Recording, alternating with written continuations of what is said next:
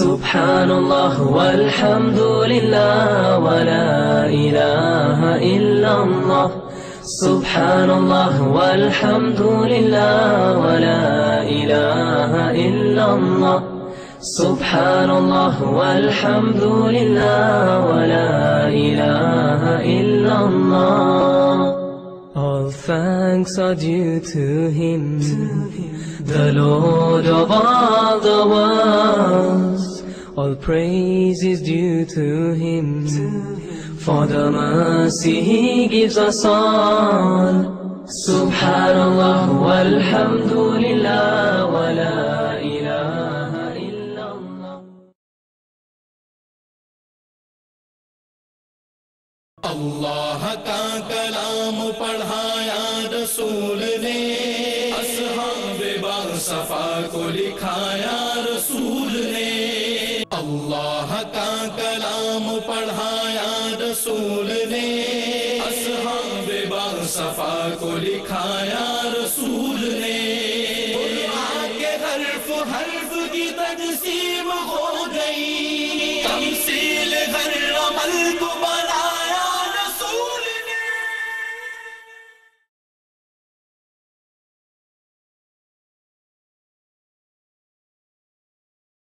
بسم اللہ الرحمن الرحیم.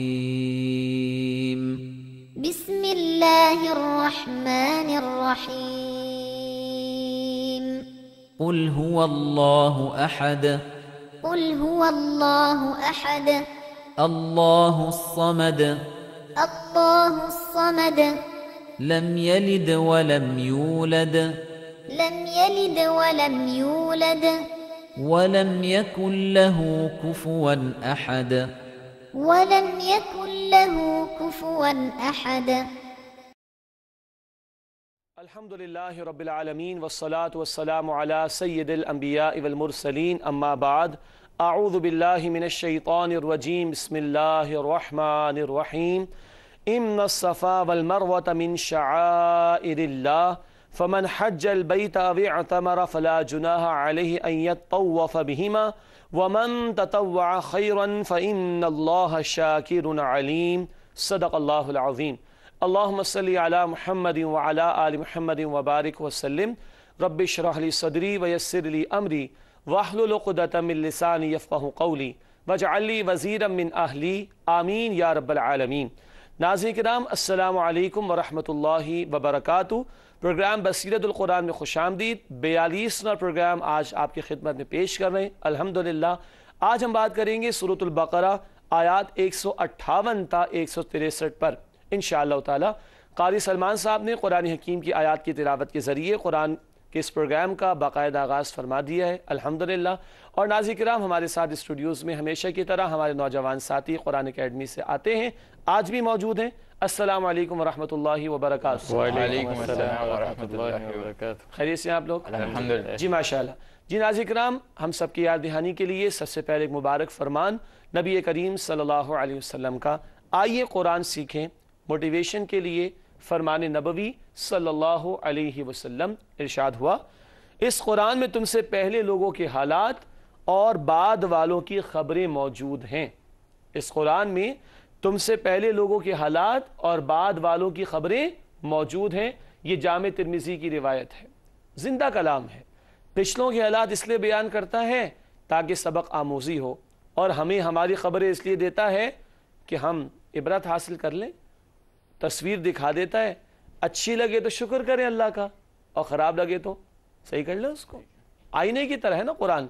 آئینے میں تصویر اچھی لگتی ہے نکل جاتے ہیں گھر سے باہر، دھبا نظر آتا ہے تو آئینے کو توڑتے نہیں ہیں اور کسی کو چلاتے نہیں، صاف کر کے پھر گھر سے باہر چلے جاتے ہیں. تو یہ زندہ کلام ہے اور میری اور آپ کی ہدایت کا سامان ہے. اللہ مزید ہمیں قرآن پاک سے جڑنے کی توفیق عطا فرمائے. ناظرین کرام سب سے پہلے ترتیب کے مطابق آج کی زیر مطالعہ آیات کا ترجمہ آپ کے سامنے رکھتے ہیں. البقرہ آیات 158 تا 163 کا ترجمہ. آئیے سماعت فرمائیے. ارشاد ہوا، بے شک صفا اور مروہ نامی پہاڑ اللہ کی نشانیوں میں سے ہیں، پس جو حج کرے اس گھر خانے کعبہ کا یا عمرہ کرے تو کوئی حرج نہیں اس پر کہ وہ طواف کرے ان دونوں پہاڑوں کے درمیان، اور جو کوئی خوشی سے نیکی کرے تو اللہ بڑا قدردان اور خوب جاننے والا ہے۔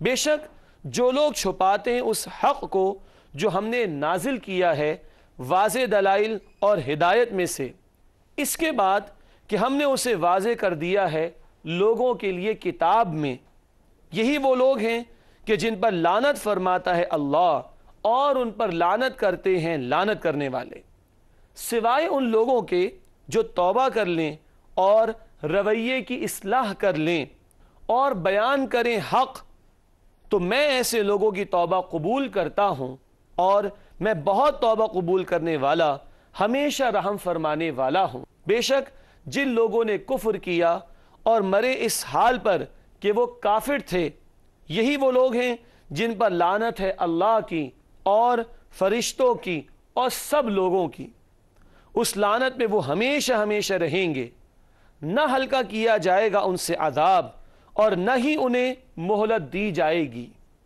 اور تمہارا معبود ایک ہی معبود ہے، اس کے سوا کوئی معبود نہیں، وہ بہت ہی مہربان ہمیشہ رحم فرمانے والا ہے۔ ناظرین کرام، ترجمہ آپ نے سماعت فرمایا سورۃ البقرہ آیات 158 تا 163 کا۔ چلتے ہیں، بات کو آگے بڑھاتے ہیں اور ربط آیات کو جاننے کی کوشش کرتے ہیں، یعنی آج کی زیر مطالعہ آیات اور گزشتہ آیات کا آپس میں کیا ربط ہے۔ پہلی بات ربط آیات میں ہم نے لکھی ہے، سابقہ امت بنی اسرائیل پر حق چھپانے کے حوالے سے اتمام حجت کر دی گئی، حجت تمام کر دی گئی کہ تم لوگ جھوٹے ہو اور تم نے حق کو چھپایا۔ کن کو؟ بنی اسرائیل اور یہود کو، جانتے بوجھتے نبی پاک صلی اللہ علیہ وسلم کے متعلق بشارات کو انہوں نے چھپایا۔ بہت تفصیل سے گزشتہ پروگرامز میں اور نشستوں میں ہم سمجھ چکے الحمدللہ۔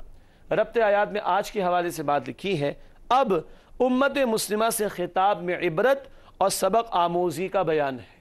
اب ہمیں عبرت دلائی جا رہی، اب تمہارے پاس کتاب ہے نا، تم نہ چھپانا، ورنہ چھپانے والوں پر تو اللہ کی لعنت ہوتی ہے، سارے لوگوں کی لعنت ہوتی ہے۔ تو پچھلوں کا ذکر تو پہلے ہو چکا، اب ہمیں تنبیہ کی جا رہی ہے، ہمیں وارن کیا جا رہا ہے کہ تم حق کو نہ چھپانا بلکہ تمہیں تو دوسروں تک حق کو پہنچانا ہے۔ ناظرین کرام، ربط آیات کو جاننے کے بعد چلتے ہیں تعارف کی طرف۔ آج جن موضوعات پر گفتگو رہے گی آئیے انہیں سمجھتے ہیں۔ سب سے پہلی بات، اللہ کی لعنت ہے حق کو چھپانے والوں پر۔ یہ ہمارے لیے بھی لمحہ فکریہ ہے، آج حق ہمارے پاس ہے قرآن کی روشنی میں، سنت رسول صلی اللہ علیہ وسلم کی روشنی میں۔ یہاں لکھا ہے اللہ کی لعنت ہے حق چھپانے والوں پر۔ دوسری بات لکھی ہے حق کو جان بوجھ کر چھپانا کفر ہے، حق کو جان بوجھ کر چھپانا کفر ہے، اللہ اکبر۔ تیسری بات لکھی ہے تعارف میں اللہ رب العالمین کی توحید کا بیان، اللہ رب العالمین کی توحید کا ذکر آیا ہے، اس پر بھی گفتگو ہوگی انشاءاللہ تعالی۔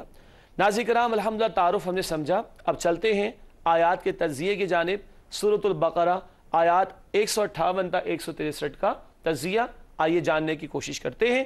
سب سے پہلی آیت البقرہ آیت 158، ذکر ہے صفا و مروہ کا بیان، صفا و مروہ کا بیان اس آیت میں آئے گا انشاءاللہ۔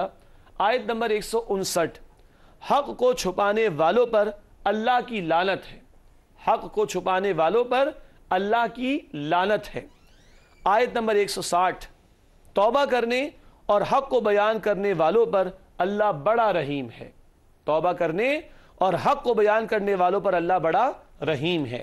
آیت نمبر 161، حق کو جان بوجھ کر چھپانا کفر ہے، یہ 161 پہ بیان آئے گا انشاءاللہ۔ آیت 162، کفر کی حالت میں مر جانے والوں کے لیے ہمیشہ کا عذاب، اللہ تعالی ہمیں اس سے محفوظ فرمائے، آمین۔ اگلی آیت البقرہ آیت نمبر 163، اعلان توحید، اللہ ہی واحد معبود ہے، اس کے ساتھ کوئی بھی شریک نہیں ہے۔ ناظرین کرام، الحمدللہ ترجمہ، ربط آیات، تعارف اور آیات کا تجزیہ ہم نے سمجھا۔ اب چلتے ہیں اور ایک ایک آیت پر گفتگو کی کوشش کرتے ہیں۔ سب سے پہلے سورۃ البقرہ آیت نمبر 158، ارشاد ہوا ان الصفا والمروۃ من شعائر اللہ فمن حج البیت او اعتمر فلا جناح علیہ ان یطوف بہما ومن تطوع خیرا فإن اللہ شاکر علیم۔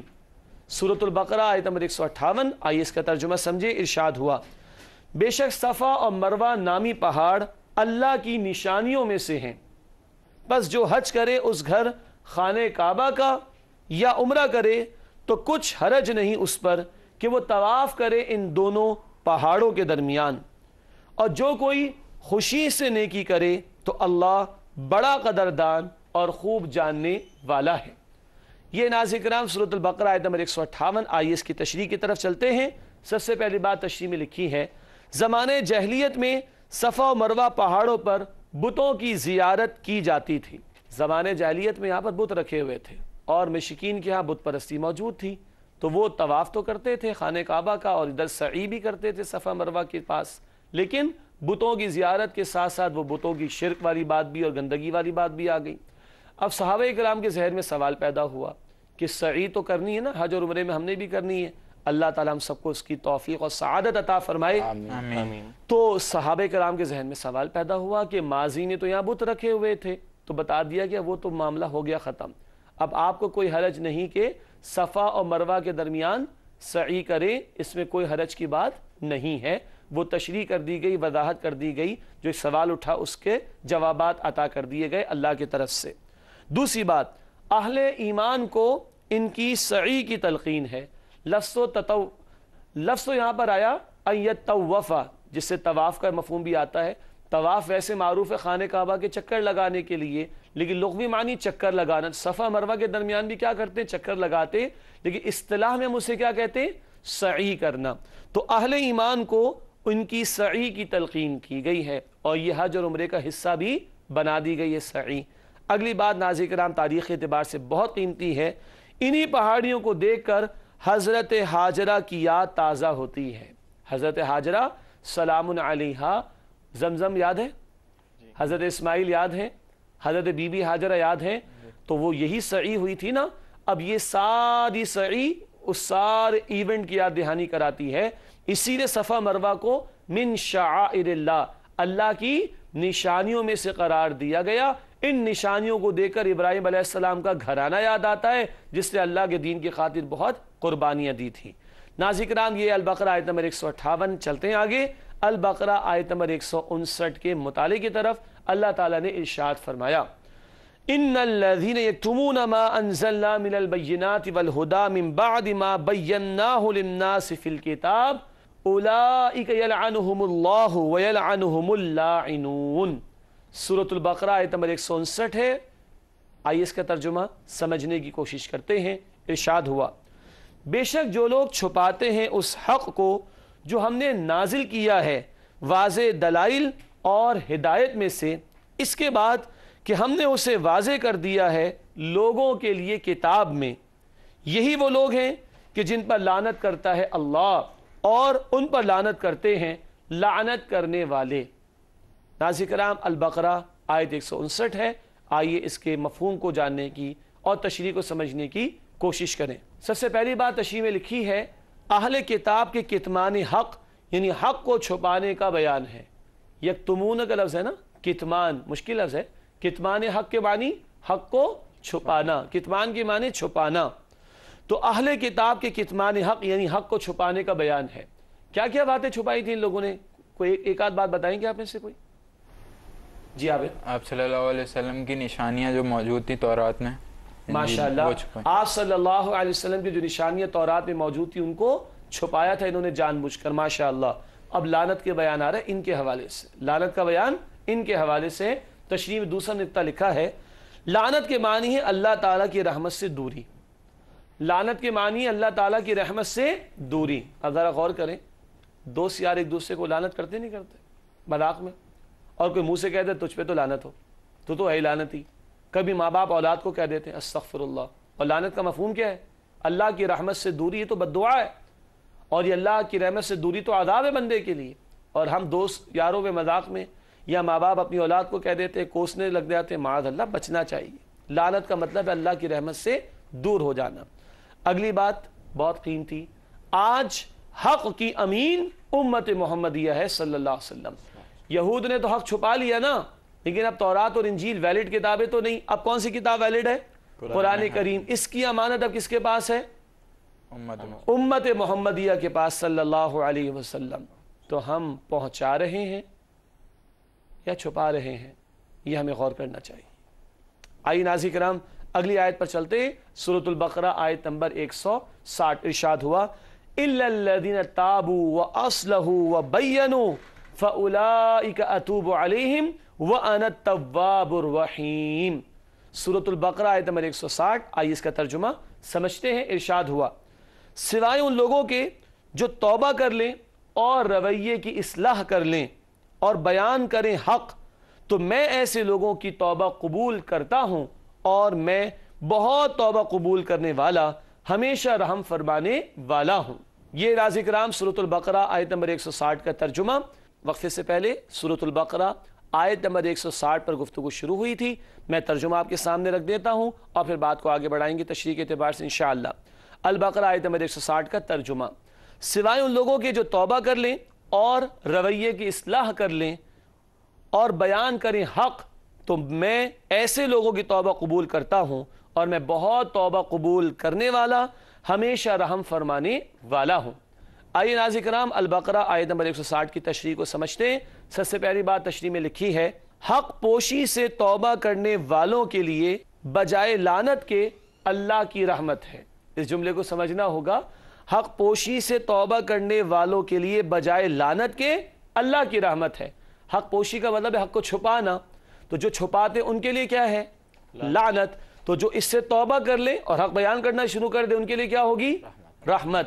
اللہ ہمیں لعنت سے بچائے اور اپنی رحمت کا مستحق بننے کی توفیق عطا فرمائے. آمین. اگلی اہم بات تشریح میں لکھی ہے توبہ کے لیے بگاڑ کی اصلاح اور حق کو واضح کر کے بیان کرنا بھی ضروری ہے. لعنت کیوں کی جا رہی تھی؟ تم نے حق کو چھپایا. اب صرف توبہ کہنے سے توبہ نہیں ہوگی، بلکہ بگاڑ کی اصلاح کرو. نہیں پہنچا رہے تھے، پہنچانا شروع کر دو، حق کو پہنچانے میں شامل ہو جاؤ. یہ تمہاری اصل توبہ ہوگی اور ایسی توبہ اللہ ضرور قبول فرماتا ہے. اللہ ہمیں بھی سچی توبہ کرنے کی توفیق عطا فرمائے اور ہمیں بھی حق کو سیکھنے اور سکھانے کی، سمجھنے سمجھانے کی، عمل کرنے اور دوسروں کو بھی اس طرف لانے کی توفیق عطا فرمائے. ناظرین کرام اگلی آیت سورۃ البقرہ آیت نمبر 161 ہے. آئیے اس کا مطالعہ کریں. ارشاد ہوا ان الذين كفروا وماتوا وهم كفار اولئك عليهم لعنت الله والملائکۃ والناس اجمعین. ترجمہ البقرہ آیت نمبر 161 کا آئیے دیکھتے ہیں. ارشاد ہوا بے شک جن لوگوں نے کفر کیا اور مرے اس حال پر کہ وہ کافر تھے، یہی وہ لوگ ہیں جن پر لعنت ہے اللہ کی اور فرشتوں کی اور سب لوگوں کی. البقرہ آیت نمبر 161 ترجمہ ہم نے سمجھا.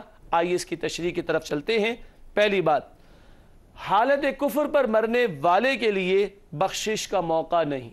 کفر پہ چلے گئے تو پھر ہمیشہ جہنم کے عذاب میں ان کو ڈالا جائے گا. اللہ تعالیٰ مجھے اور آپ کو جہنم کے عذاب سے محفوظ فرمائے. آمین. دوسری بات، بہت اہم بات ہے، کسی معین شخص پر لعنت اس وقت تک جائز نہیں جب تک کہ اس کے کفر پر مرنے کا یقین نہ ہو. ابھی زندہ ہے تو ہو سکتا ہے توبہ کر لے، تو ہم لعنت کرنا شروع کر دیں، جائز نہیں ہے. جب قرآن نازل ہو رہا تھا تو نبی پاک صلی اللہ علیہ وسلم کو تو اللہ تعالیٰ وحی کے ذریعے بتا رہے تھے، اب تو وحی کا دروازہ بند ہو گیا، تو معین کر کے کسی پر لعنت کرنا جائز نہیں ہے، الا ہے کہ وہ شخص جو مر چکا اور کس حالت پر مرا؟ کفر پر مرا. ادروائز لعنت کرنا جائز نہیں ہے. بات واضح ہو رہی؟ اگلا جملہ دیکھیے، لکھا ہے کسی کافر پر لعنت کا معاملہ اتنا شدید ہے تو مسلمان پر لعنت کیسے جائز ہو سکتی ہے؟ اور اب دوستوں کو لعنت کی جاتی ہو، اولاد کو لعنت کی جاتی ہو. انا للہ و انا الیہ راجعون. کفر پر مرنے والوں کے لیے لعنت کا لفظ قرآن نے استعمال کیا، اور ہم اپنے مسلمان بھائیوں بہنوں کو لعنت کرنا شروع کر دیں. اللہ ہمیں بچنے کی توفیق عطا فرمائے. آمین.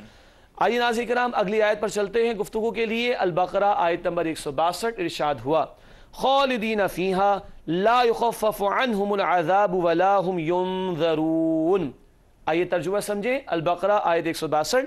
ارشاد ہوا اس لعنت میں وہ ہمیشہ ہمیشہ رہیں گے، نہ ہلکا کیا جائے گا ان سے عذاب اور نہ ہی انہیں مہلت دی جائے گی. یہ البقرہ آیت نمبر 162. آئیے ناظرین اس کی تشریح پر چلتے ہیں. پہلی بات تشریح میں لکھی گئی ہے کفار کے لیے عذاب کا تسلسل ہمیشہ رہے گا. اللہم اجرنا من النار. اے اللہ ہم سب کو آگ کے عذاب سے محفوظ فرما. کفار تو ہمیشہ جہنم میں پڑے رہیں گے، اللہ ہمیں عذاب سے محفوظ فرمائے جہنم کے. دوسری بات لکھی ہے تشریح میں عذاب میں تخفیف. تخفیف کا مطلب کون بتائے گا؟ ہلکا، جی تخفیف کا مطلب ہے ہلکا کرنا، کم کرنا۔ ماشاءاللہ، تخفیف کا مطلب ہے ہلکا کرنا، کمی کرنا۔ خفیف ہلکے کو کہتے ہیں نا، ثقیل بوجھل کو کہتے ہیں تخفیف۔ عذاب میں تخفیف اور مہلت بھی ایک قسم کا لعنت سے نکالنا ہے جو کافروں کے حق میں محال ہے، یعنی عذاب سے نکال لیا جانا، لعنت سے نکال لیا جانا ہو جائے گا، وہ کافروں کے حق میں محال ہے، ان کو ذرا بھی عذاب میں کمی نہیں دی جائے گی اور مسلسل وہ جہنم کے عذاب میں پڑے رہیں گے۔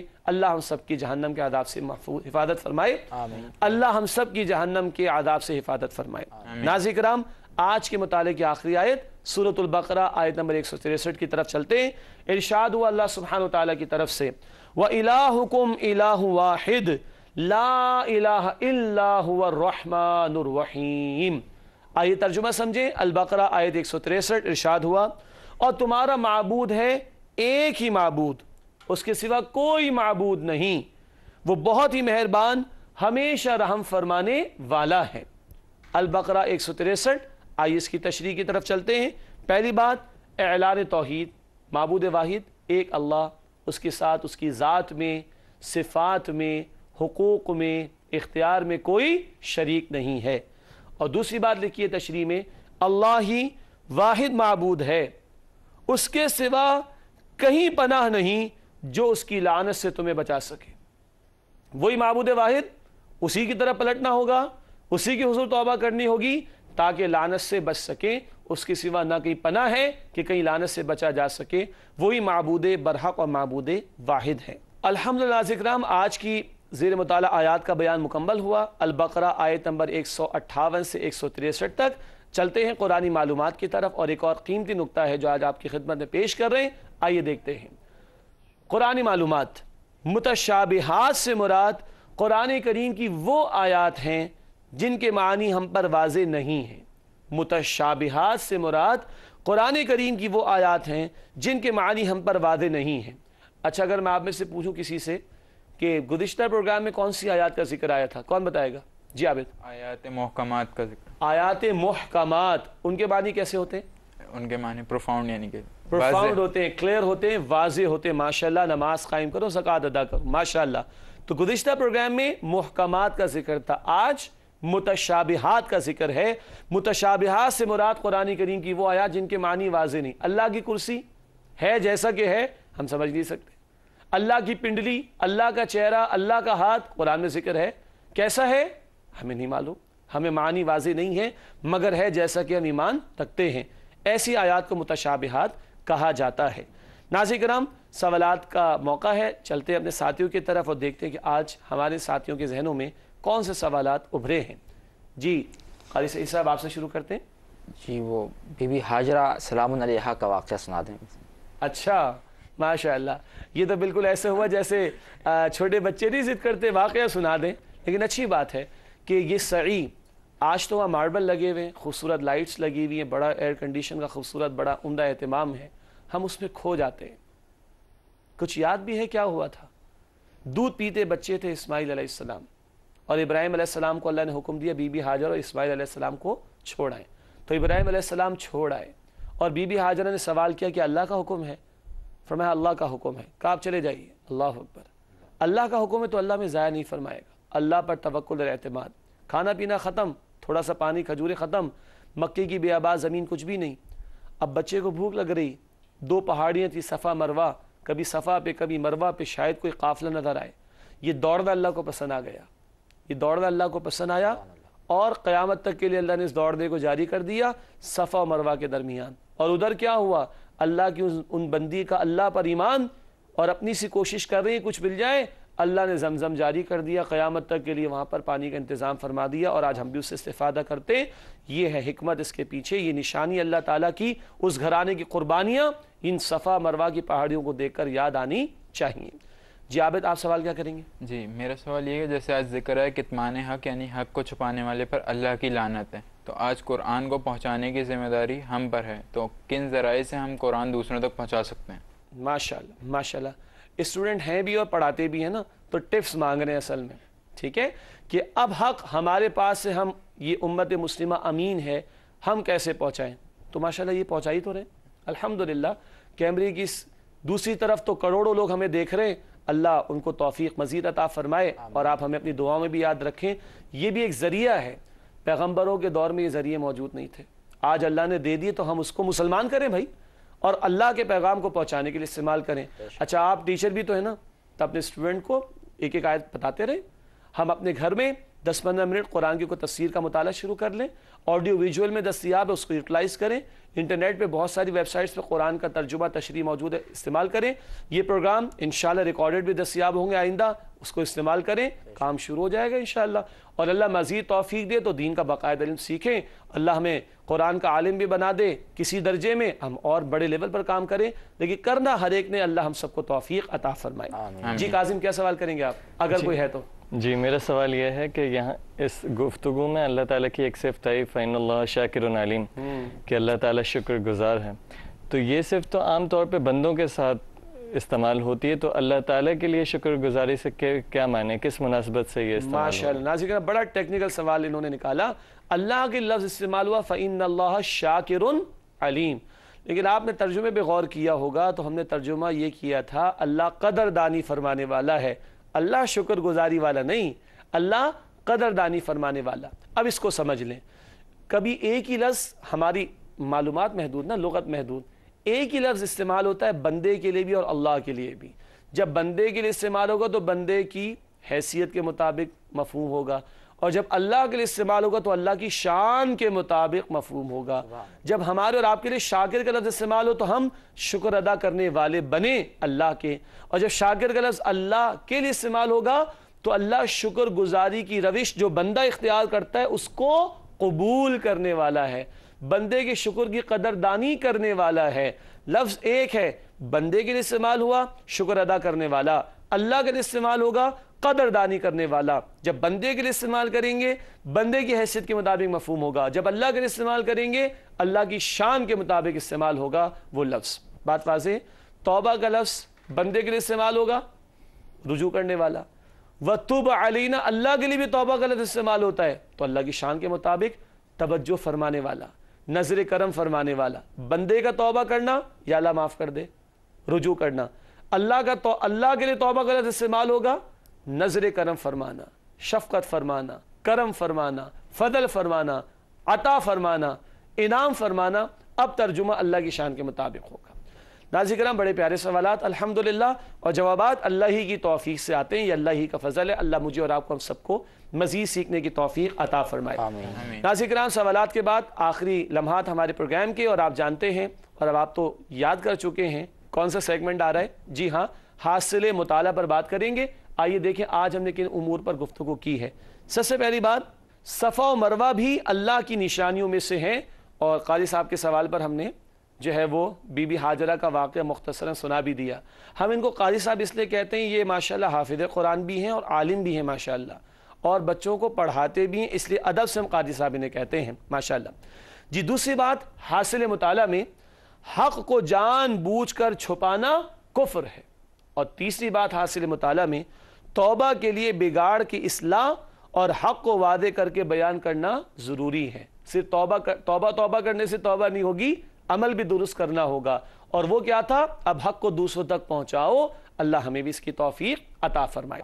नाज़रीन किराम, जायज़ा लेते हैं मिलकर और देखते हैं आज हम कहाँ खड़े हैं आज की ज़ेर मुताला आयात के तनाजुर में। पहला सवाल, क्या हम हक़ को जानने के बाद उससे एराज़ तो नहीं करते? एराज़ का मतलब फिर जाना नहीं, यकीन करना अल्लाह का कलाम है और जो कलाम है वो बरहक कलाम है, और मानना और अमल करना है, एराज़ नहीं करना। लेकिन एराज़ कर तो नहीं रहे, भुला तो नहीं रहे कुरान को, ये देखना होगा, जायज़ा लेना होगा। दूसरा सवाल, क्या हम इंसानियत तक हक़ को पहुँचाने की जिम्मेदारी अदा कर रहे हैं? हम उम्मत मुस्लिमा है ना, ख़त्म नबूवत के बाद हमने पहुँचाना है। और आबिद का सवाल भी आ गया आज, आबिद ने सवाल किया था कैसे पहुँचाएँ, वो टिप्स भी हमारे सामने आ गई। अब सवाल है कि क्या हम इंसानियत तक हक़ को पहुँचाने की जिम्मेदारी अदा कर रहे हैं? तीसरा और आखिरी सवाल जायज़े के एतबार से, क्या हमें यकीन है कि अल्लाह ही माबूद वाहिद है? माल की मोहब्बत का बुत तो दिल में नहीं बैठा हुआ, दुनिया की मोहब्बत में डूब कर अल्लाह के अहकामात को भुला तो नहीं देते? सोचिए तो सही, क्या हमें यकीन है कि अल्लाह ही वाहिद माबूद है? غور کیجئے، اور سب سے بڑھ کر محبت اللہ سے اور سب سے بڑھ کر محنت اللہ کے لیے ہونی چاہیے۔ ان صلاتی و نسکی و محیایا و مماتی للہ رب العالمین، سورہ انعام آیت 162، بے شک میری نماز، میری قربانی، میرا جینا، میرا مرنا سب کچھ اللہ کے لیے ہے۔ ناظرین کرام، آخری دو باتیں آج کے پروگرام کی۔ سب سے پہلے گزشتہ سوال کا جواب، آئیے پچھلے سوال کا جواب لیتے ہیں۔ گزشتہ سوال ہم نے آپ کے سامنے رکھا تھا، غزوہ بدر پر تبصرہ کس صورت میں آیا ہے؟ غزوہ بدر پر تبصرہ کس صورت میں آیا ہے؟ جواب ہے سورۃ الانفال۔ اچھا، ٹپ بھی دی تھی 8ویں پارے سے لے کر 12ویں پارے تک، مل گئی ہوگی امید ہے۔ سورہ انفال میں غزوہ بدر کا تذکرہ آیا ہے۔ اب آج کا سوال اسی کے تسلسل میں، اور آپ سمجھ بھی گئے ہوں گے۔ آج کا سوال ہے غزوہ احد پر تبصرہ کس صورت میں آیا ہے؟ غزوہ احد پر تبصرہ کس صورت میں آیا ہے؟ ٹپ لے لیجئے، پہلے 5 پاروں میں تلاش کر لیجئے گا، انشاءاللہ ضرور آپ کو جواب مل جائے گا۔ الحمدللہ ناظرین کرام، الحمدللہ ناظرین کرام، آج کی نشست کا اختتام ہوتا ہے۔ آپ تمام ساتھیوں کا بہت شکریہ، جزاکم اللہ خیرن کثیرا۔ ناظرین کرام، دعا میں یاد رکھیے، اللہ تعالیٰ آپ سب کی، ہم سب کی اپنی کتاب کی نسبت سے محبتوں میں اضافہ فرمائے، آمین آمین یا رب العالمین۔ وآخر دعوانا ان الحمدللہ رب العالمین، والسلام علیکم ورحمۃ اللہ وبرکاتہ۔